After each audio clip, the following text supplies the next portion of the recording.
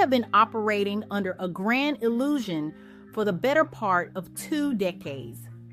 We logged onto platforms like Facebook, Twitter, and later Instagram and TikTok, believing we were entering digital town squares.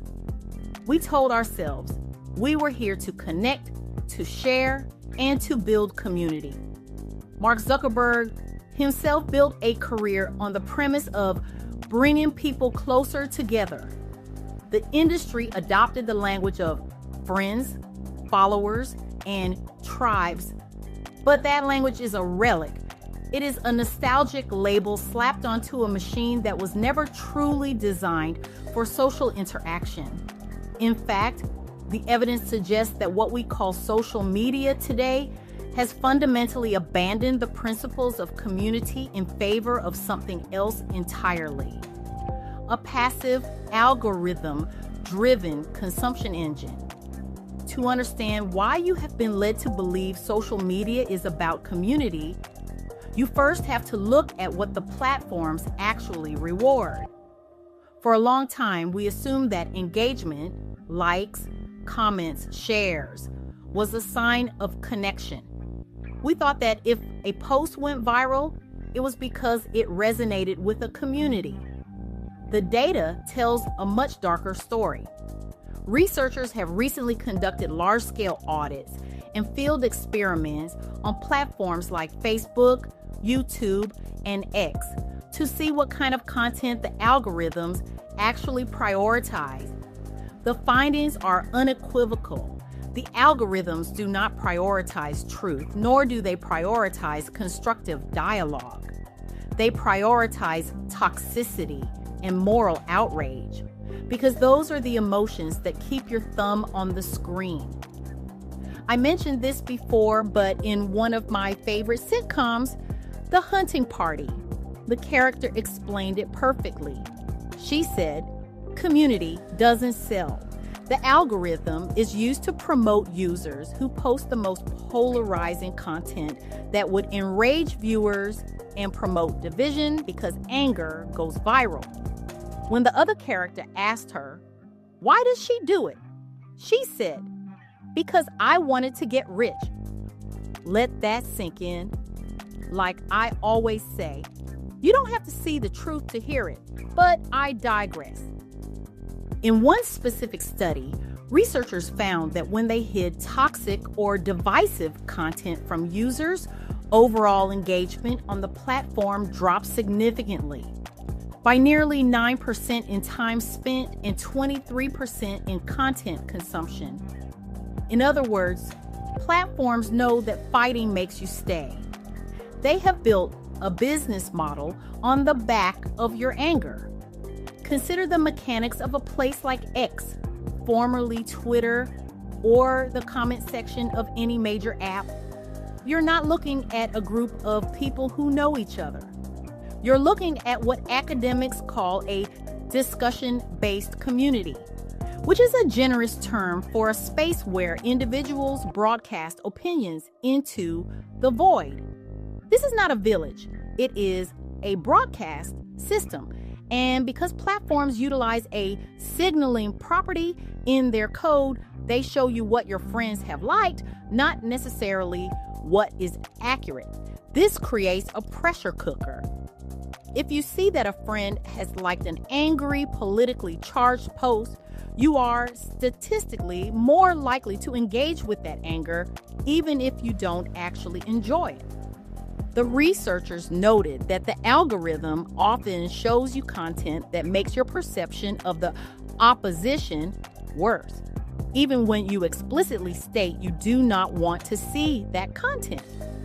This brings us to a brutal redefinition of the space. A marketing expert recently proposed a term that we need to adopt immediately: scroll media.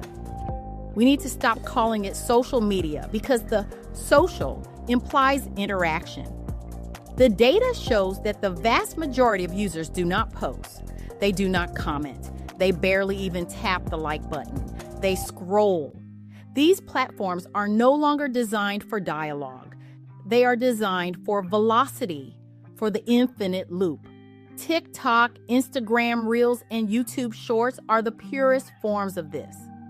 You do not open TikTok to talk to your friends. You open it to consume an uninterrupted stream of content from strangers, selected by an algorithm that tracks the precise millisecond your thumb pauses. When we strip away the marketing buzzwords, we realize that most brands and users are confusing reach with belonging.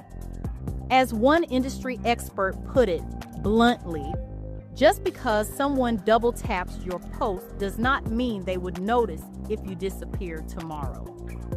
1 million followers is not a community. It is an audience. Communities participate, audiences watch. True community requires shared identity, reciprocity, and often friction. The annoying realities of dealing with other humans, like conflict or compromise. On scroll media, friction is removed. If someone annoys you, you block them. You never learn to resolve a dispute. You just curate them out of existence. You might be feeling a sense of whiplash right now because you feel connected when you scroll. You feel like you know that influencer. You feel like you belong to that fandom.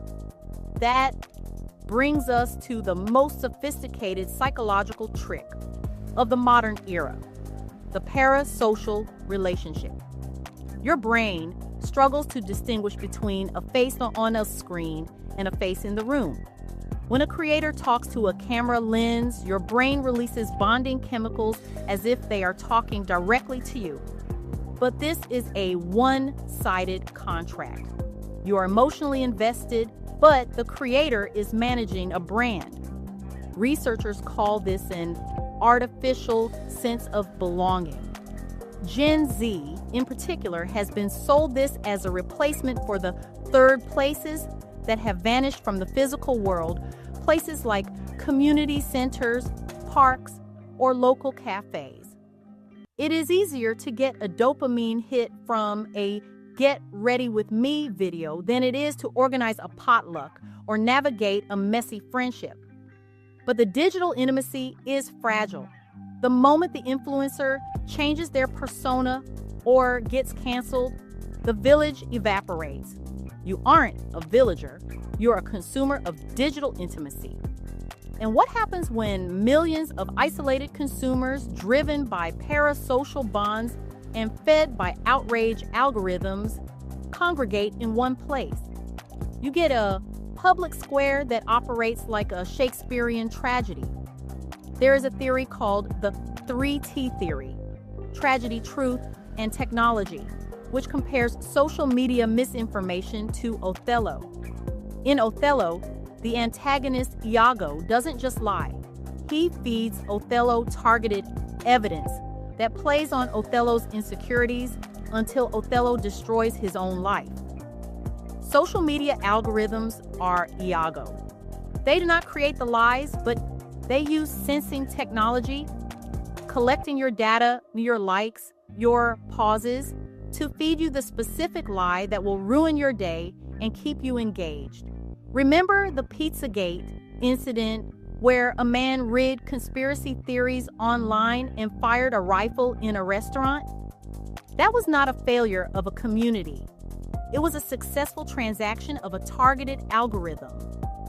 Look at the structural difference between a true community and a social feed. On a platform like Discord, users actively seek out a server, verify themselves, navigate channels, and talk to each other in real time. There is no algorithm deciding who speaks. There are moderators and social norms. This is hard work. On LinkedIn, Facebook, or Threads, the algorithm curates your reality. It decides what you see based on engagement, which we have already established rewards outrage. In places like Threads, the architecture specifically amplifies public shaming and call-out culture because emotional, confrontational content drives the velocity of the feed. We mistake the speed of the gossip for the strength of the tie. Furthermore, we must address the myth of fact-checking bringing us back to truth. Recently, Meta announced it was disbanding its independent fact-checking program to move toward a community notes model. The irony is thick. The industry is admitting that top-down truth is impossible. So they are handing the reins to the crowd. But as science communicators argue, facts are not as simple as a binary vote.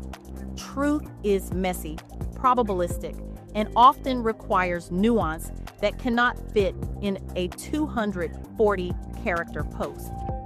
The University of Oxford recently published a review noting that social media design interacts with confirmation bias and moral psychology to create division, not resolution. We aren't debating facts. We are signaling tribal loyalty. So, where does this leave us? We are at a crossroads. The evidence is clear that the architecture itself is hostile to community, but the human need for belonging is real and is being exploited. The platforms have successfully led us to believe that passive consumption is social connection because it keeps us lonely enough to keep scrolling, yet satiated enough not to demand real interaction. We have replaced the friction of real relationships with the smooth, infinite slide of a video feed. We have swapped the messy work of building a village for the sterile comfort of parasocial admiration. Until we stop calling it social media and recognize it for what it is, a behavioral modification engine designed to sell ads through outrage, we will continue to starve for connection while drowning in information. You think those people care about you? They don't even know your name. You are a thumbnail to them, a double tap, a statistic in an engagement report.